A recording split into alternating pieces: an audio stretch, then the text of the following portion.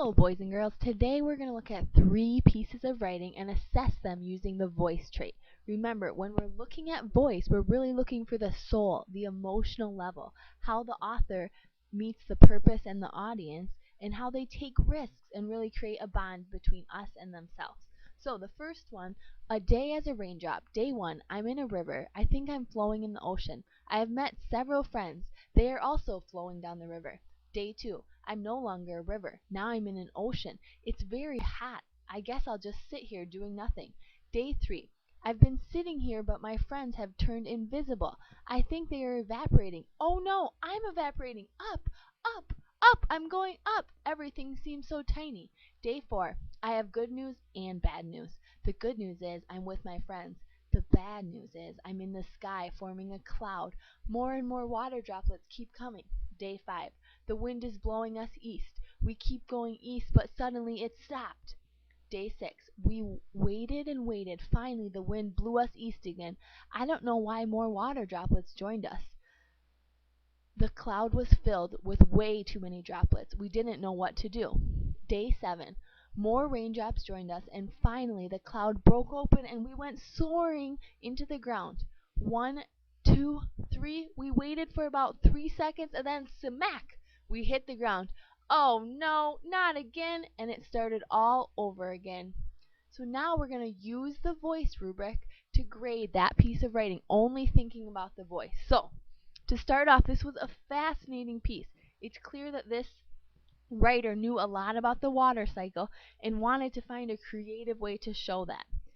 If we go back to what we're looking at, so we're kind of going to be in the 5 and 3 range. So we're going to look at the 5. If it doesn't meet that, we'll go to the 3, so they might end up in the 4 range. So looking at criteria A. The tone of the writing adds interest to the message and is appropriate with purpose and audience. Without a doubt, the author has added her own personal flavor to this piece without forgetting the readers. So a teacher could read this, a student could read this, a parent could read this. So they really thought about the purpose and the audience as well. They didn't forget about that and get too carried away in their writing. Now, if we look at criteria B, the reader feels a strong interaction with the writer, sensing the person behind the words. When the writer uses these phrases such as I'm sitting up here but my friends have turned invisible and up, up, up, I'm going up, with the addition of oh no, not again, she speaks directly to the reader by asking questions and by making strong sentences and statements. So definitely a 5 for the B category. When we look at C, the writer takes a risk by revealing who he or she is consistently throughout the piece. So, from the first line all the way to the last line, the writer never wavers. They always are in that same idea and expressing in a unique style. She doesn't let her voice fade in and out.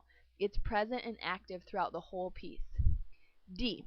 Expository or persuasive writing reflects a strong commitment to the topic by showing why the reader needs to know this and why he or she should care. So, we were expository, not persuasive, and the water cycle is explained in this piece in a way that helps the reader understand the very basic principles. The writer doesn't goop it up with a whole bunch of facts or figures that we don't understand. It's simple and it makes it accessible to many people. Narrative writing is honest, personal, and engaging and makes the reader think about and react to the author's ideas and point of view. So it was very interesting. It isn't narrative in its intent, but it carries with the conversational style. So they weren't writing as a narrative, but it gives us that personal sense and that nice touch. So overall, this piece was a 5. The author hits the nail on the head when it comes to voice. Remember, it's not easy to write like you are 50 until you are 50. Meanwhile, all we need to do is keep an eye on the target of what good looks like and aim for the 5. It's possible. Alright, paper number 2. One day I was riding my bike. A guy came up to me. He chased me into a dark alley. I rode it fast and he stopped to rest. I went home and called the police. They caught the guy. Alright, so we're going to assess this using the same rubric we used last time. We're going to focus more towards this side of the rubric, the 1 and the 3, just because we didn't really feel that connection. It was a little bit weaker than our last one. So, the writer is not concerned with the audience. The writer's style is a complete mismatch for the intended reader, or the writing is so brief that little is accomplished besides introducing the topic. So, the author of this piece has something specific to say, but she hasn't found her voice. She doesn't tell us whether she was scared or not, what that felt like, or any of the emotions that were surely present in this situation. She doesn't offer any reason why we should care or connect with her. And that doesn't help the reader feel anything while they're reading. So we're really not connecting to this writer right now. Alright, if we look at B, the writer speaks in a kind of monotone. So monotone means you're using the same voice the whole time. That flattens all potential highs or lows in the message. So when we could read it with some more expression, but there's no high or lows. The facts. It was just the facts. Nothing but the facts. And barely those when you look at it again. Each of these short statements could be amplified by the writer's perspective on what it meant to her, how it felt, what it was signified, how it has changed her life. So really a 1 again. If we look at C, the writing is humdrum, like that, just kind of like blah blah, and risk-free. This piece drives home the fact that writing just doesn't work when it isn't a little bit bold. So really no risk, no telling us how she felt for this emotional situation that she was in. If we look at D, the writing is lifeless or mechanical. Depending on the topic, it may be overly technical or filled with jargon. The bike piece falls into the category of mechanical writing.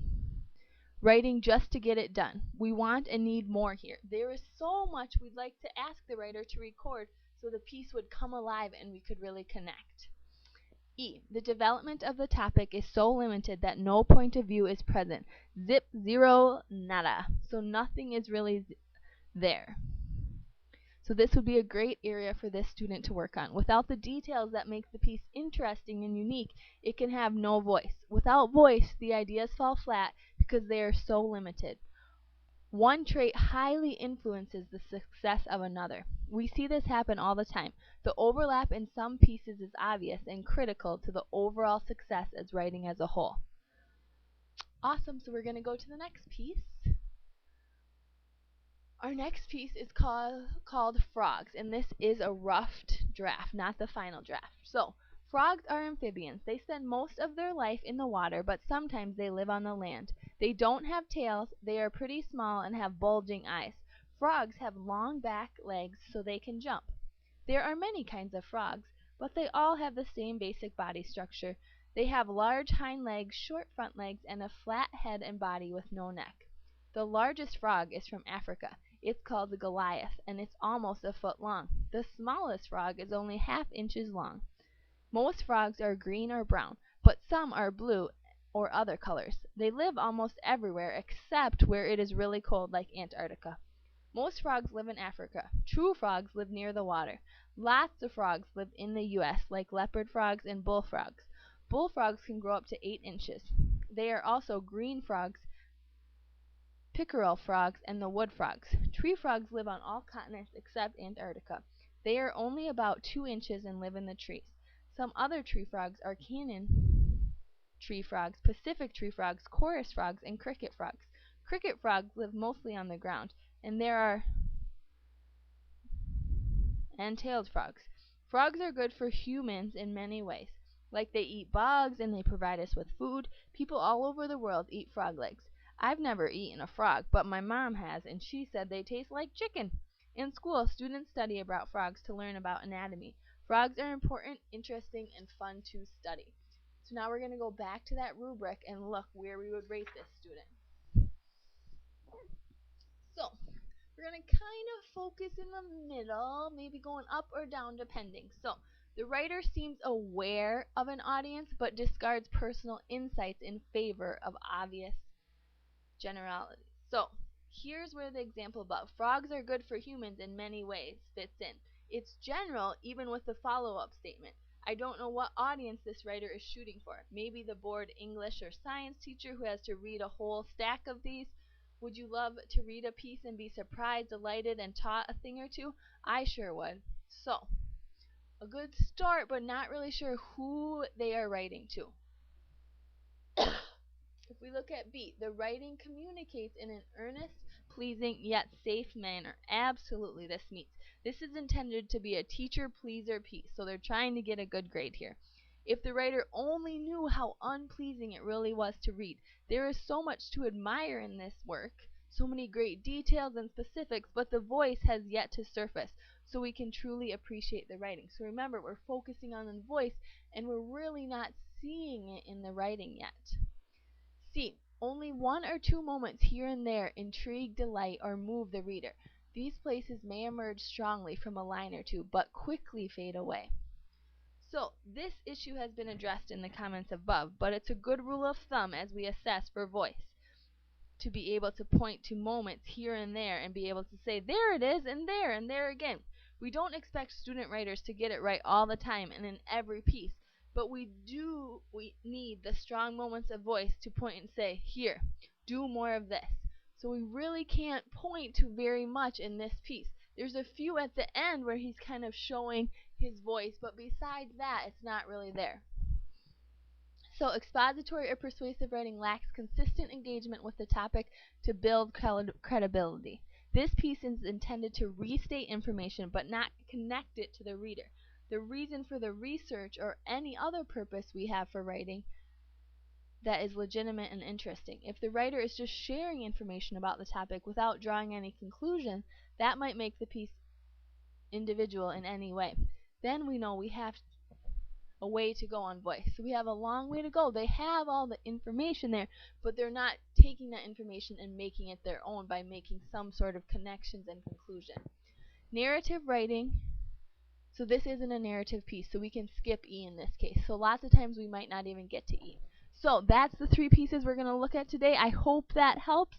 And as we write our letters for voice, I hope we see a lot of interesting things. All right, thanks. Bye.